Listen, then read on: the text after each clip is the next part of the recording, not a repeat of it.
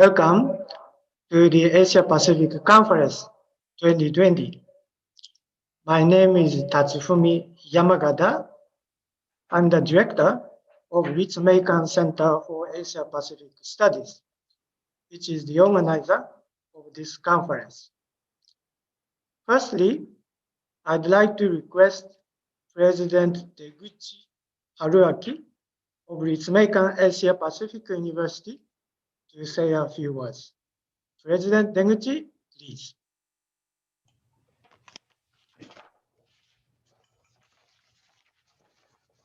Good morning, everybody. Manahoana and konnichiwa. As I extend my greetings to you in Malagasy and Japanese, my heart goes out to all those who have been affected by the coronavirus throughout this year. COVID-19 has prevented us from organizing this conference on site. However, it couldn't deny us the opportunity of holding it all together. I would like to thank all the presenters for their support in submitting their proposals for presentation at this year's conference. It was thanks to their contributions that the number of presentators has remained nearly the same as in recent years. It is also delightful to see an overwhelmingly large number of interested parties from all over the world to have joined us online as audience. It is a great honor to welcome this year's keynote speaker, Dr. Ivohasina Fizara RAZAFIMAHEFA of the International Monetary Fund. Had it not been for COVID-19, we would have liked to invite him to our campus for the participants to experience face-to-face his amicable character. As a mission chief of the African region at IMF, he has dedicated all his time in the last 10 months in helping those countries that have been devastated by the coronavirus. On behalf of our university and this conference, I pay my tribute to his selfless efforts and express my gratitude for his honoring this conference at such a critical time. Thank you also for joining us in celebrating our 20th anniversary. Since the inauguration in 2000, APU has boasted the highest percentage of international students in the nation, with the ratio between domestic and international students being consistently equal. Over the last 2 decades, we have sent our 102,000 graduates who have come from over 150 countries around the world. At present, 21 countries on the African continent are represented on our campus, with some of our 465 affiliated institutions being in the same region. In September, I had the pleasure of speaking at an online seminar jointly organized by the University of Pretoria in South Africa, and APU. International trade between Africa and Asia has gained momentum in recent years, and the two regions may greatly benefit from further cooperation. I am optimistic about the great potential the African region may bring to the world in the years to come. As the world currently faces one of the toughest tests, I am convinced that many of the countermeasures have also enlightened us on more innovative ways of going about research, education, and our entire lifestyles. While I encourage you to take advantage of technology to make the most of this online conference, I also extend my cordial invitation to all of you to please visit our unique and culturally diverse campus when the pandemic subsides. I wish all of you a most successful and fruitful conference. Thank you very much for your attention.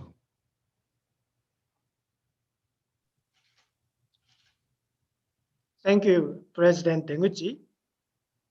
Now, let us proceed to the keynote speech of this conference. I'd like to introduce Dr. Ivohasina Fizara RAZAFIMAHEFA.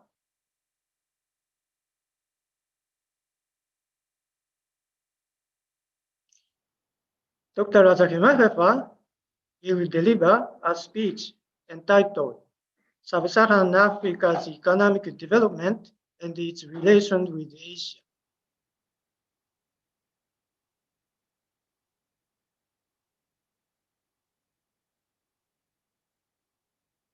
Dr. RAZAFIMAHEFA is currently the mission chief for Togo and a senior economist of the International Monetary Fund.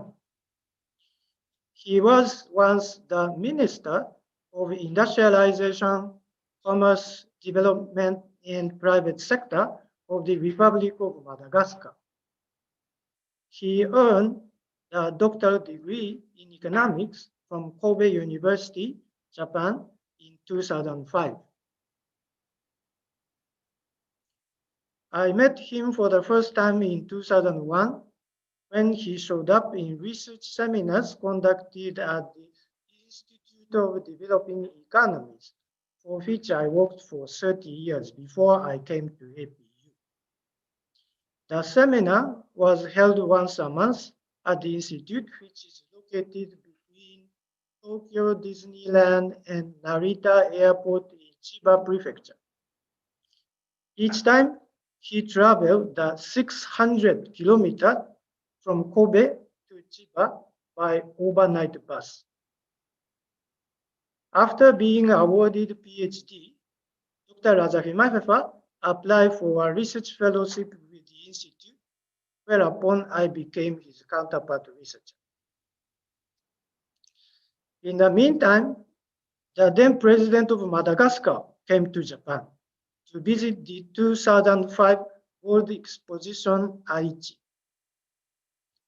Dr. RAZAFIMAHEFA helped him as an interpreter between Japanese and Malagasy.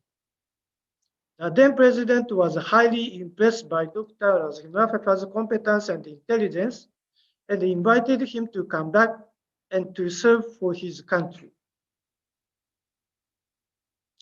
He took the offer and was trusted by the then president, promoted to the director of economic affairs, the secretary general of the president's office, and finally, the minister of industrialization, commerce, development, and the private sector.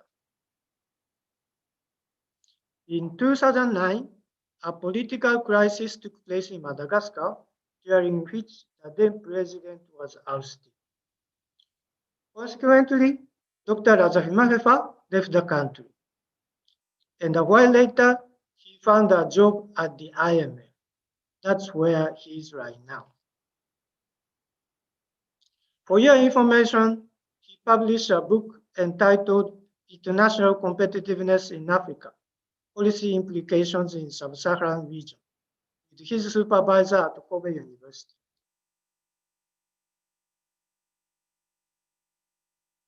Before I ask Dr. RAZAFIMAHEFA to deliver his speech, let me tell all Zoom participants that they can put in questions to him using the Q&A button during the speech.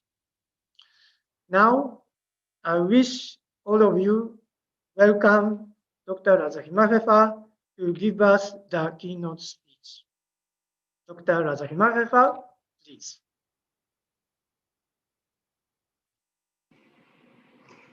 Thank you all very much.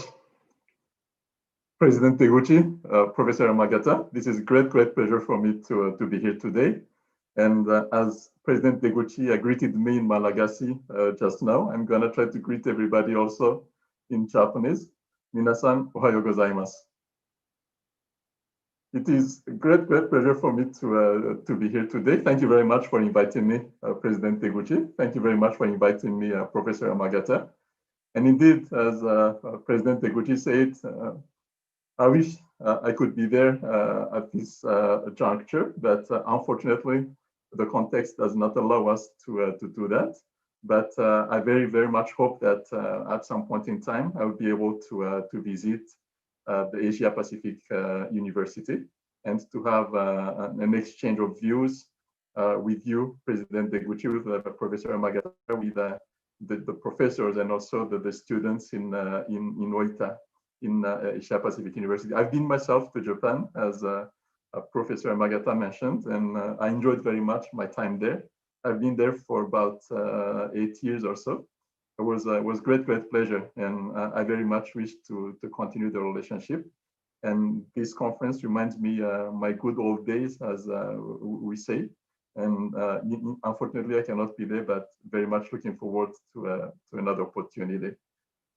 And yeah, as is a kind of a usual way of proceeding, before I go into my keynote speech, I just want to note that I'm here on my own behalf and presenting this keynote speech on my own behalf. Just kind of the usual disclaimer. So I will get into the substance of my keynote speech, and I'll be happy to take questions, as Professor YAMAGATA mentioned, as we proceed. I will share my screen.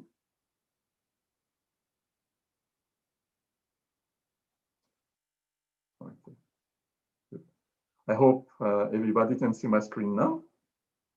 Good, thank you. So the title of my keynote speech today is Sub-Saharan Africa's Economic Development and its relations with Asia.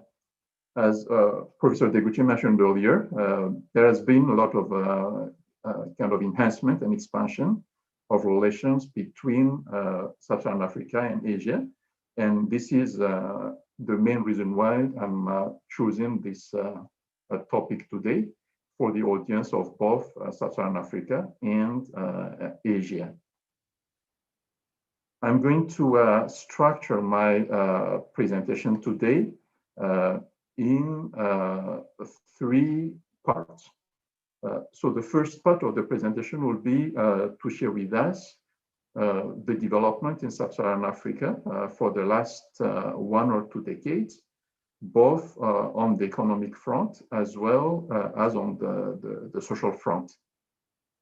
Then in the second part of the presentation, I will try to share with us the challenges that Africa is now facing, both the near-term challenges as well as the medium-term and longer-term challenges. And in the third part of the presentation, I will try to share with us the development of the partnership between Sub-Saharan Africa and Asia, both on the trade side as well as on the finance side. So with this, I'll get started with the first part of the presentation, which is the Sub-Saharan African economic development for the last 1 or 2 decades.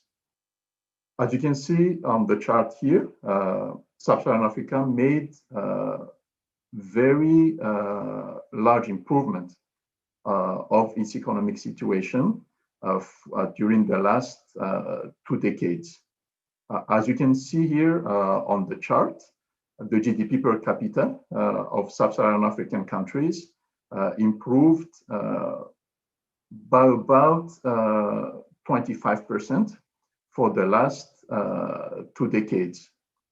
And the poverty rate decreased by about 15 percentage points during that same period, going down from about 50% of the population to slightly higher than 35% of the population. This is quite an impressive achievement to be able to reduce poverty by about a third during a period of a little bit 1.5 decades. This is an improvement that can be considered as substantial and significant. The other component of economic development is on infrastructure. As we know, infrastructure is the backbone of economic development. And I'm trying here to show the main infrastructure indicators that summarizes the kind of the development on the side of infrastructure. And as you can see here on the screen, access to electricity in Sub-Saharan Africa improved from below 20% of the population at the beginning of the year 2000 to almost 40% of the population nowadays, meaning that access to electricity more than doubled during the last 2 decades or so, which is quite a large improvement. And if we look at the public capital stock, and here the definition of public capital stock is the cumulative amount of investment per year that the country does minus the depreciation of the capital stock, the existing capital stock. So in net terms, the accumulation of public capital stock improved by also about 2-fold during that period, meaning for during about last 2 decades, which is also a very large improvement. And those economic improvements translated into better well-being of the population, meaning the economic indicators translated into an improvement of social indicators. And here we can take on this slide 2 indicators. If we look at the infant mortality rate, it decreased from about maybe 75 per 1,000 births at the beginning of the year 2000, down to somewhere around 50 deaths per 1,000 births. That's a large improvement. And if we look at the other indicator, which is school enrollment rate for the primary level, that indicator also increased quite substantially. And it moved up from about maybe in the range of 70% up to close to 80%, which is also a good indicator of how the social situation in Sub-Saharan Africa improved for the last 2 decades. So these are the improvements in terms of social and economic indicators. But despite these improvements, Sub-Saharan Africa still has challenges and significant challenges. And here I'm going to present the challenges in 2 parts. The first one is near-term challenges, and the second part would be on medium-term and longer-term challenges. On the near-term challenges, as President DEGUCHI mentioned at the very beginning of this session today, the biggest challenge that is facing us now in the near term, in the short term, is the COVID-19 crisis. And this is a challenge for the entire world. This is a challenge for Sub-Saharan Africa. As you can see here on the screen, based on data from WHO at end October, for the African region, the number of confirmed cases of COVID-19 is about 1.2 million. And this compared to the total confirmed cases in the world of about 45 million. In terms of number of deaths for the African region, the number of deaths amounts to about 28,000, compared to the entire world of 1.2 million. The numbers may seem on the low side if you just look at somehow comparing Africa to the entire world. But what is important to keep in mind is that the health system in Africa, particularly in Sub-Saharan Africa, is much weaker than in other parts of the world, and the impact and the burden that the COVID-19 is putting on both the health system and the economic system in Sub-Saharan Africa is at least as heavy as the burden that this COVID-19 crisis is putting in the health system and economic system of other parts of the world, given that the health system and economic system in Africa is much weaker compared to other countries. So when we look at the numbers, we cannot look only at the numbers in absolute terms, but you have to look at it relative to the strength of the health system and the economic system of each country. And if we go a bit more into a little bit details of the evolution of this crisis in Sub-Saharan Africa, the highest numbers were somewhere around mid-July of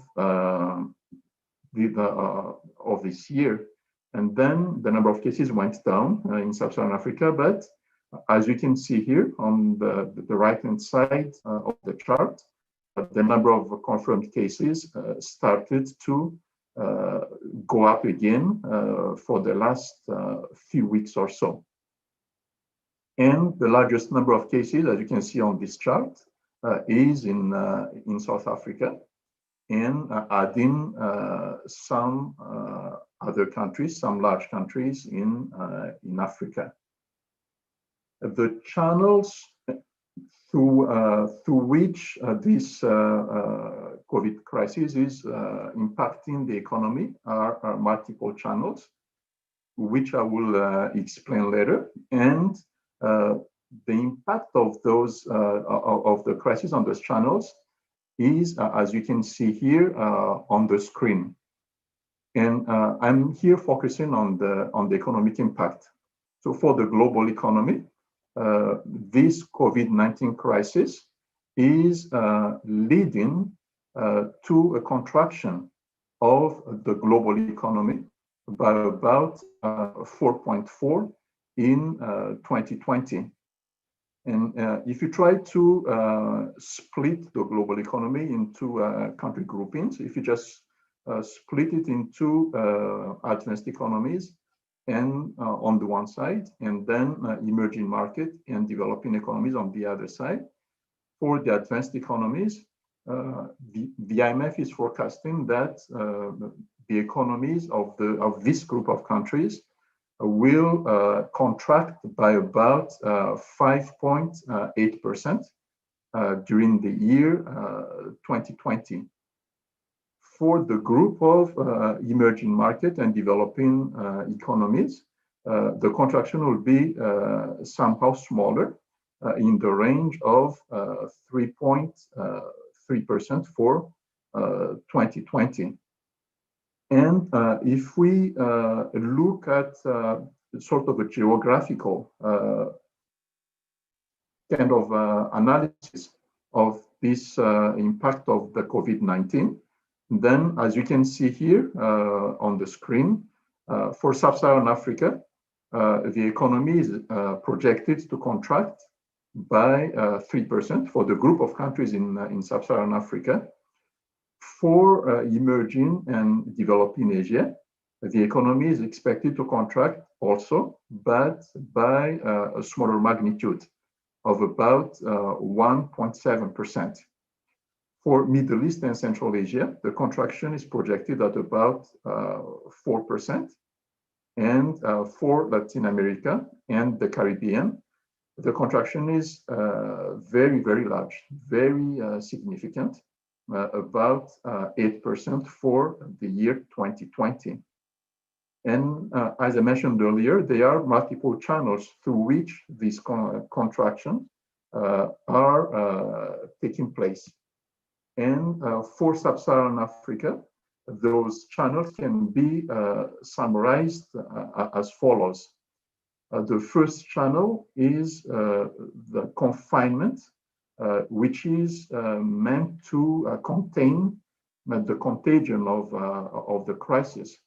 And that confinement leads to closure of many activities, many sectors. The second channel is the global channel, which is weaker export demand in kind of export destination countries and disrupted import supply chains. As we know, the global economy is getting more and more interlinked with these global value chains, and Africa is suffering from the disruption of these global value chains through the impact of COVID-19. The third channel through which COVID-19 is impacting Sub-Saharan African economies is through the drop in commodity prices and the interruption of tourism, particularly for islands and kind of tourism-dependent economies.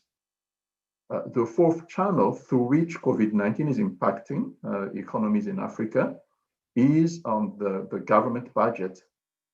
Revenue is going down because economic activity is going down, but also because governments are kind of providing some support in terms of a deferment of tax payments, in terms of maybe lowering the tax rate for some activities impacted by COVID-19. And at the same time, spending is going up very rapidly to address the health needs, but also to support some sectors and to support the population that are impacted by the COVID-19. And the combination of the revenue loss and of increase in expenditure is leading to an increase of the government deficit for 2020 by about 3 percentage points of GDP compared to the pre-COVID projection. And this leads to an increase in public debt by about 5 percentage points of GDP. So meaning higher deficit and higher public debt because of the COVID-19. And the higher deficit needs to be financed. And not only that the government has to face higher deficit, but it also has to face higher cost of the financing of this deficit, because of tighter financial conditions and larger spreads on international borrowing. So all this impact of the COVID-19 is leading to some erosion of the progress that was made by Sub-Saharan Africa for the last 2 decades or so. And just one maybe indicator that is very telling, that can summarize how much COVID-19 is rolling back the progress that was made for the last 2 decades in Africa, is on the poverty rate. So now the World Bank is estimating that because of COVID-19, instead of a decrease in poverty rate, now poverty is expected to worsen in Sub-Saharan Africa. Instead of declining, instead of continuing the progress in terms of reducing poverty rate, now it is the opposite that is happening, that poverty rate is expected to increase and more people are expected to fall into poverty. So that's the near-term challenge. And now moving to the longer-term, medium-term and longer-term challenges, which is, as we all know, Sustainable Development Goals. And I could see, and I was glad to read the program of the conference, that many of the discussions and of the presentations will be on Sustainable Development Goals. And here I just want to give you some maybe background information from my side that potentially can also feed into the discussions later on during the conference. So as you can see on the screen here, Sub-Saharan Africa made a lot of progress in terms of poverty reduction, in terms of social indicators, in terms of economic indicators for the last 2 decades. But Sub-Saharan Africa is still far from reaching the Sustainable Development Goals. And this indicator, which is called the SDG Composite Index, it summarizes the aspect of the different parameters and different components of the SDGs. And as you can see on the screen here, Sub-Saharan Africa is only at around half the way to getting to the SDGs. And if you compare that to other low-income and developing countries, they are slightly higher, not that much higher, but slightly higher. If you compare to emerging market economies, they are much higher than Sub-Saharan Africa, almost 2/3 of the way to reaching the SDGs. And if you can look at the advanced economies, obviously they are much, much closer to reaching the SDGs. So the medium-term challenge for Sub-Saharan Africa is still very large, is still very, very significant. And just going a bit into some granular indicators on these medium-term challenges. As I said earlier, Sub-Saharan Africa made important progress on public capital stock. But if you look at the chart here, Sub-Saharan Africa is still very, very low compared to the public capital stock per capita in other regions. We can see Sub-Saharan Africa, and then we can see Latin America, we can see Middle East, North Africa, and we can see some countries in Asia and some other grouping. And if you look at infrastructure gap, as I said earlier, there was a lot of progress, but it's still far from where other countries are and where other regions are in terms of both access to electricity and also mobile phone connectivity. So that's the challenge that kind of in front of Sub-Saharan Africa, both in terms of near-term challenges and medium-term challenges. And now I'm moving into the third and last part of my presentation, which is the partnership with Asia. The reason why I'm putting this third part on the table is exactly as President DEGUCHI mentioned at the beginning of this session today, that there is a room to improve further the partnership between Asia and Sub-Saharan Africa for the benefit of both sides.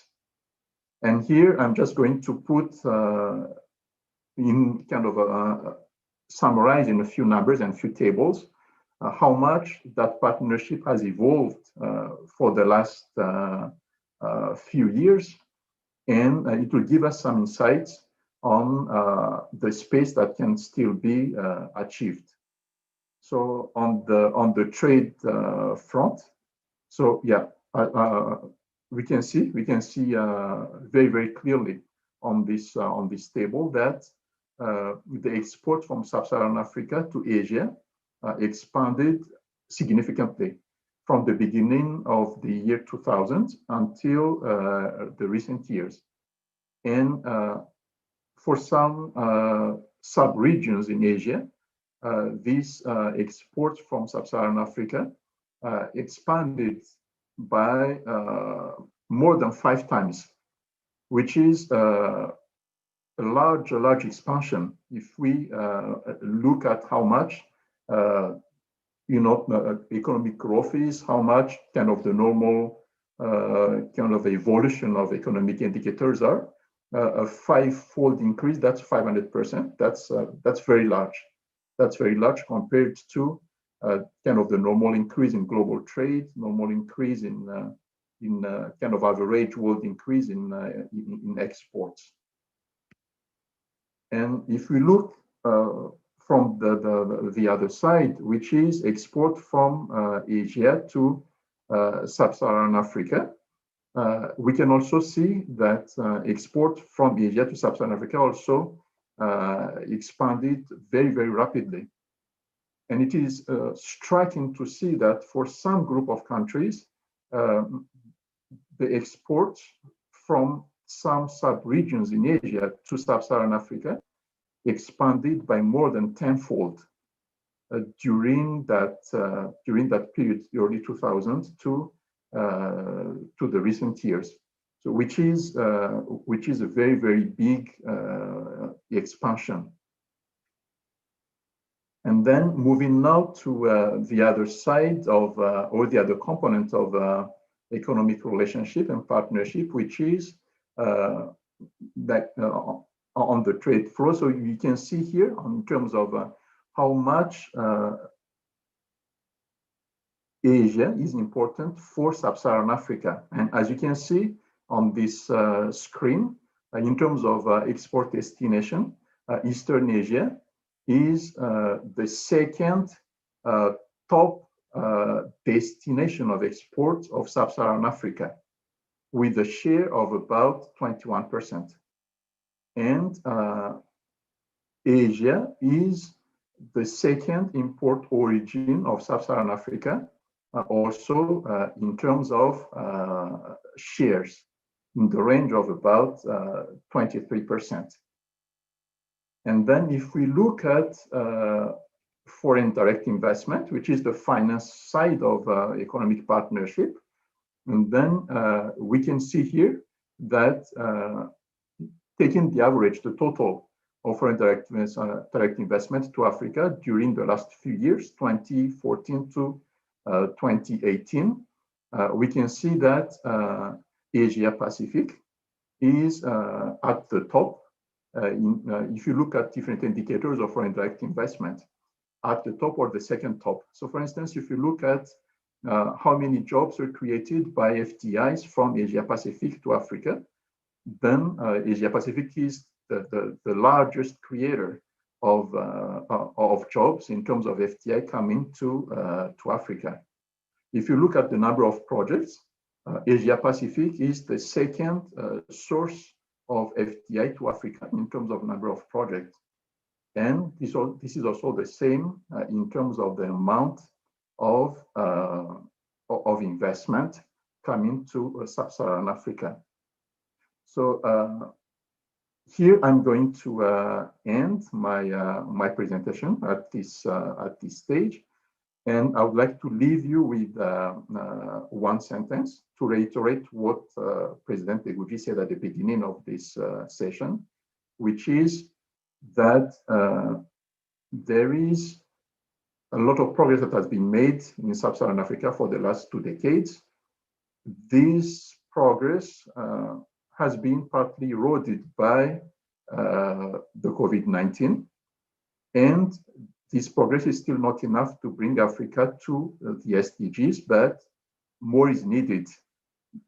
And in that more is needed, the partnership between Africa and Asia can help Africa to bridge, to do that more is needed, but also this partnership between Asia and Africa can also benefit the Asian side, given how much the partnership evolved and benefited the two sides for the last 1 or 2 decades.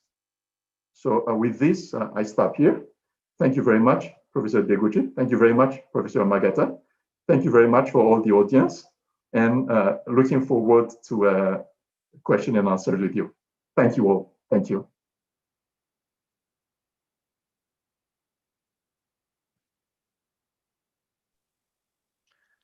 Thank you very much, Dr. RAZAFIMAHEFA. Now, 2 students of APU are ready to ask questions to him. The first student is Mr. Yoneto Rintaro. Rintaro, please introduce yourself and ask questions. Good morning. Thank you for presentation. My name is Rintaro Yoneto, and I'm studying about development study in APU. So I have 2 questions today, and the first one is from slides 13 and 14. I think resource export from Sub-Saharan Africa to Japan have been successful. However, it can be seen that import are increasing more than export, probably because the increase in income is used for consumption and the trade balance is red. And the same is true for the investment. The foreign income, neither consumption nor investment can be supported. So under the circumstance, how will Africa through this diplomatic relations are currently supported due to COVID-19 overcome the economic situation? And second one is, how will Africa solve probably problem due in COVID-19 situation? Thank you. Thank you, Rintaro.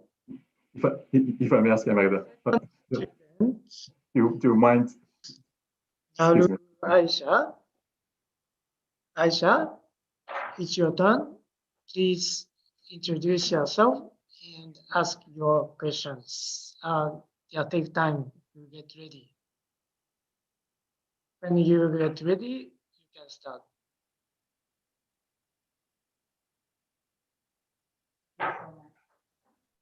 Presentation. Thank you so much, Doctor, for this great presentation. My name is Nalu Aisha from Uganda, East Africa, and I'm glad and happy for the great opportunity extended to me to participate or represent African students at Ritsumeikan Asia Pacific University. I have 2 questions as well, and one of it is related to economy and Africa plus Western investments, and the second one is related to for doctors your economic or career growth. The first question is like there has been economic improve in Africa, however, it is due to foreign investment. This means that these countries are at risk of being overexploited because at some point the investment is extended in form of loans and other So how would Africa be able to economically grow without depending on foreign investment and aid? Another question, it's like from the audience and myself, now onwards, you will become our mentor at some point. So I would like to know, is there in your career growth any job opportunity that you were able to apply to and got it, but you were not sure if you were qualified for that particular job? I've asked this question because when I look at your career growth background, it's really inspiring. It's a step that increases from bottom to up, to up, to up. So I would like to know if there are opportunities you once applied to and got, but you weren't sure if you were qualified in. Thank you, Aisha. So there are 5-6 questions from 2 students. Now, Dr. RAZAFIMAHEFA, could you respond to those questions, please? Thank you very much to both of you for these questions. So I'll try to let me just try to switch quickly my screen. Okay. So yeah. So let me try to respond to the question. I'm you know, in case you need more clarification, I'd be happy to come in. Maybe I'll try to kind of respond somehow in a kind of broader way the question, maybe instead of going maybe too much into details. So on the first set of questions, maybe I will start first with the COVID-19 context. To me, I would think that we need to turn this COVID-19 crisis from a challenge to an opportunity. That's how I would look at it. That I think we should seize this crisis and take the experience that we learn from it to turn it into an opportunity, and an opportunity both on the economic front, but also on the diplomatic front, as you mentioned. And I would even go on the health front and to try to turn the kind of the situation from kind of a challenge to an opportunity. And I think Africa and Asia should try to seize that to kind of boost further the collaboration between the two regions, both on economic front, diplomatic front, but also beyond. And yeah, so on how concretely to do that, I think there are some ways that we can look at, and there are some kind of some examples, specific examples that we can think. For instance, just kind of how to go about cooperating in terms of developing cures or developing vaccines, like the world putting kind of the effort together. And turning to the kind of the resource or let's say the natural resources of Sub-Saharan Africa. It is, I would say, an issue that we need to be strategic about. We cannot just leave the resources of Sub-Saharan Africa under the ground, because people that are living above the ground need the resources to finance development, needs to finance healthcare, education, and etc. But at the same time, we have to use it in a reasonable way, in an efficient way, to make the best out of those resources. And I think there's a way to maybe, as we can say, to escape the resource curse, to maybe try to kind of use it, but without going into the resource curse, not only on the economic front, consumption front, but also in terms of governance, like management of those resources in the long run from the governance perspective. So I think there's a lot to do, and I think there's a lot that we can learn from each other, that Sub-Saharan Africa can learn from other countries. There are some other countries who could manage to develop using their natural resources, and I think we need to look at that more specifically. On the question related to how Africa can develop without being dependent on foreign direct investment and on foreign aid.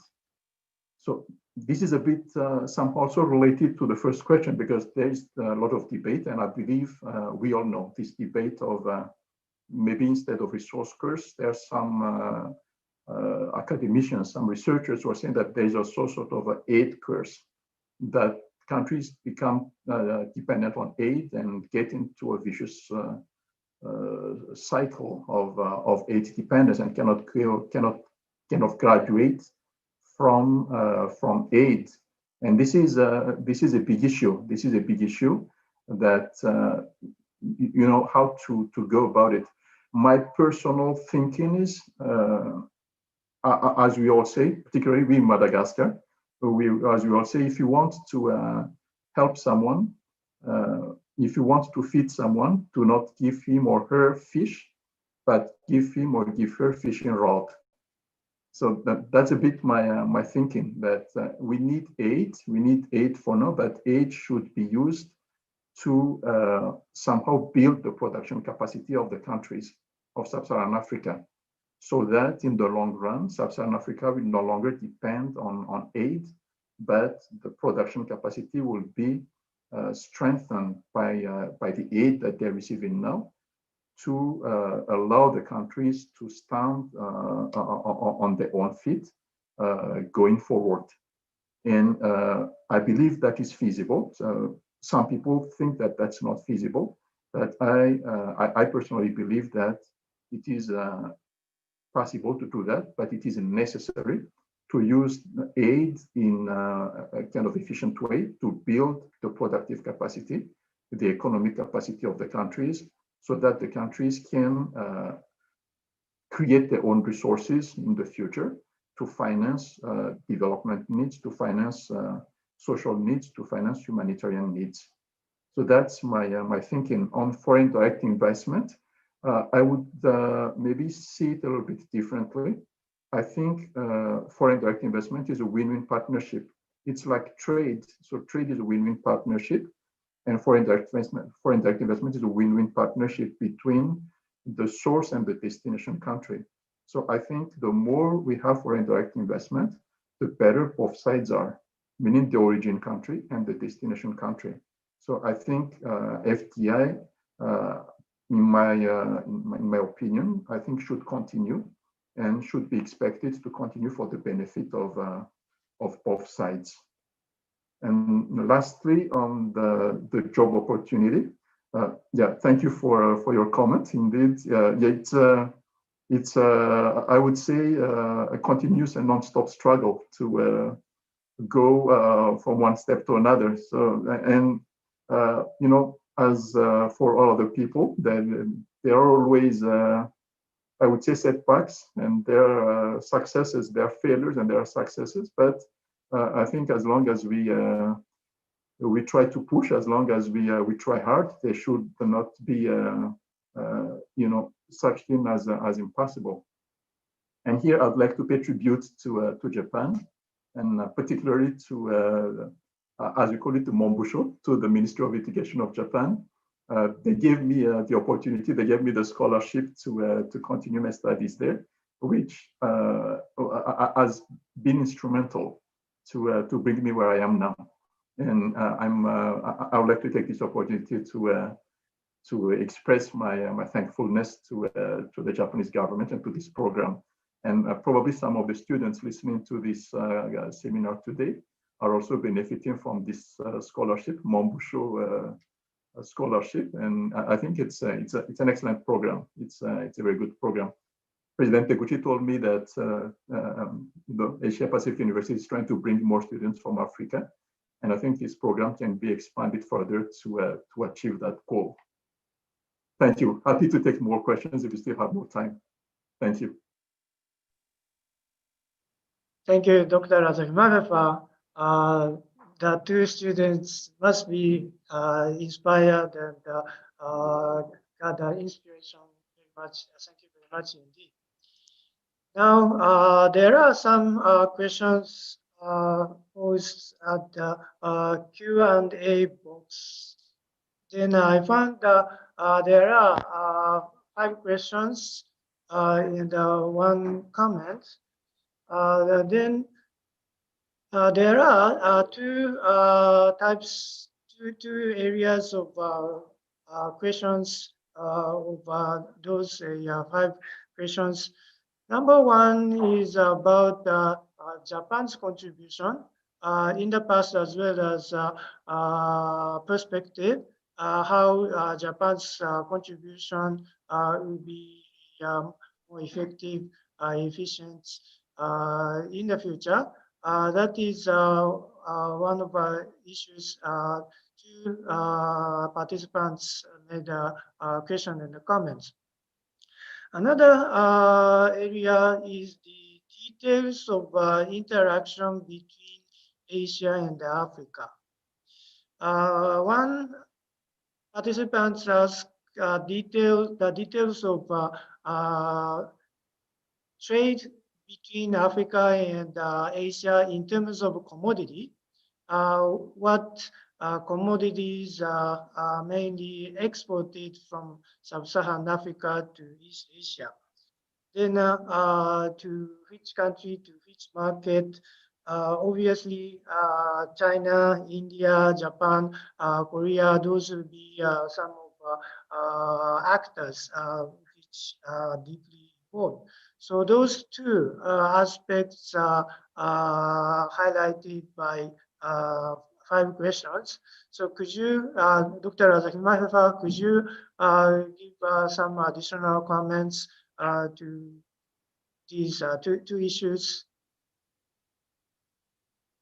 Thank you all, and thank you for these questions. Yeah, very important questions. So I'll start first with the question about Japan. Yeah, and indeed, so there's a question here. Yeah, both on infrastructure, but also on as Professor Yamagata said, on the relationship and perspective about general people's perspective. So I think there are maybe a couple of ways to look at how Japan can kind of intensify further the relationship with Sub-Saharan Africa.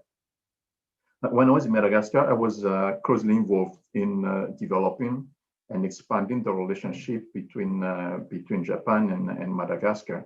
And I think this applies not only to Madagascar, but also to Sub-Saharan Africa as a whole.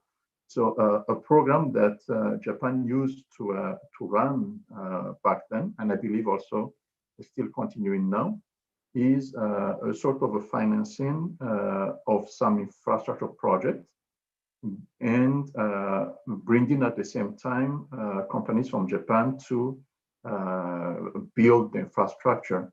And I think that can be a sort of win-win partnership between the 2 countries. And I saw at least one important road in Madagascar, not only in the main capital, but also some other roads outside the capital have been built through this kind of framework.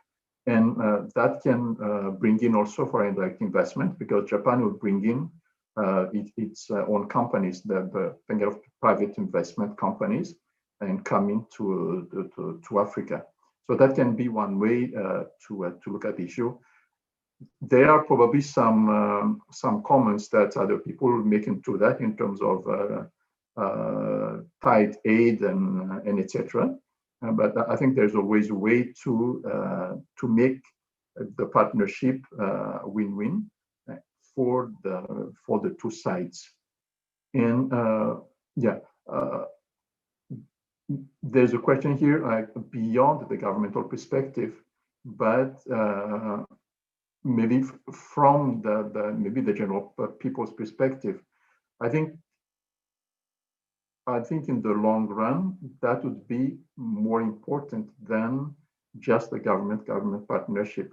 So to me, the people-to-people partnership will last longer and will be felt more in the country, both in Japan and in Africa, than government partnership.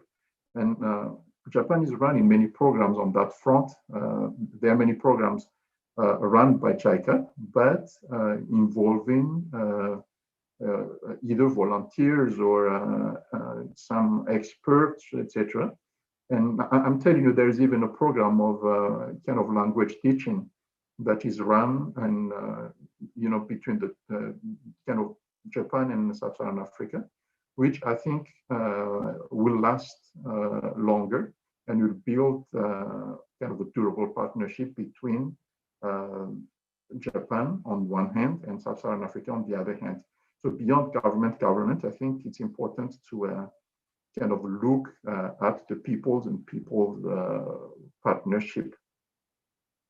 In terms of the details of trade between Asia and Africa, so commodity definitely is a big part of that. So we can have a look at we have this direction of trade statistics. We have also the ITC from UNCTAD. So we can definitely look into this, but the trade has evolved kind of beyond a kind of simple commodity to either more processed, for instance, or more kind of labor involving trade, and also more manufacturing trade. So which is, I think, includes higher value added and beneficial for both sides, for Asia and Sub-Saharan Africa. Okay, I stop here, but I'll be happy to add more if needed. Thank you very much. There is one additional question, which is related to the governance and capacity of states, governments of Sub-Saharan African countries. I assume that there are many attempts, efforts to enhance capacity of governance in Africa. So could you talk a little bit about or elaborate those issues right in Africa? Indeed. Thank you for this very good question. So indeed, one way for the country or for Sub-Saharan Africa to be able to stand alone without depending on aid is to increase its own resources, and particularly to increase tax collection or revenue collection. And that will come first from expanding economic activity, meaning expanding the tax base. And that will come also through improving the tax collection system and the revenue collection system. That includes, as we usually say, strengthening the governance of revenue administration. And I think you're asking what African students learning at APU can do in this regard. And to me, you can offer a lot. Just taking my own example, I served my country for a couple of years, which was a big honor, but also self-satisfaction. And also a very good experience, both personally and professionally. So you can try to kind of build your capacity in Japan through the studies that you're doing now at APU, and then use that later on to serve the country, your own country for a few years or for many years. And then you can serve also, if you are inspired to do so, serve the kind of at the global level. Thank you. Thank you very much. Now it's time to close this opening sessions. My sincere appreciation goes to Dr. RAZAFIMAHEFA. Thank you very much indeed. I wish all of our participants enjoy the rest of the Asia Pacific Conference 2020 hereafter. Thank you very much for participation, and see you again in sessions of conference today and tomorrow. Bye-bye. Thank you all very much and have a good conference. Thank you all. Thank you. Thank you.